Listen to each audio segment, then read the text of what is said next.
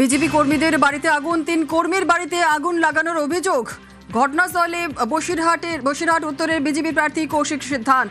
আরও একবার আপনাদের জানায়, বিজেপি কর্মীর বাড়িতে আগুন, 3 কর্মীর বাড়িতে আগুন লাগানোর অভিযোগ। তৃণমূলের বিরুদ্ধে অভিযোগ বিজেপির। মাটিয়ার চারনগর পূর্বপাড়া এলাকার ঘটনা। বিজেপি কর্মীর বাড়িতে আগুন, 3 কর্মীর বাড়িতে আগুন লাগানোর অভিযোগ। তৃণমূলের বিরুদ্ধে অভিযোগ বিজেপির। জিয়াউল রয়েছে, আরো বিস্তারিত জানাবে।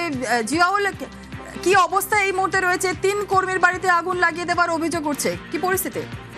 একদম দেখো, মাটিয়ার সেখানে 3 কর্মী, অর্থাৎ মাটিয়ার চারনগর পূর্বপাড়া এলাকায় সেখানে 3 বিজেপি কর্মীর বাড়িতে রাতের অন্ধকারে কে বা কারা আগুন ধরিয়ে দিয়েছে।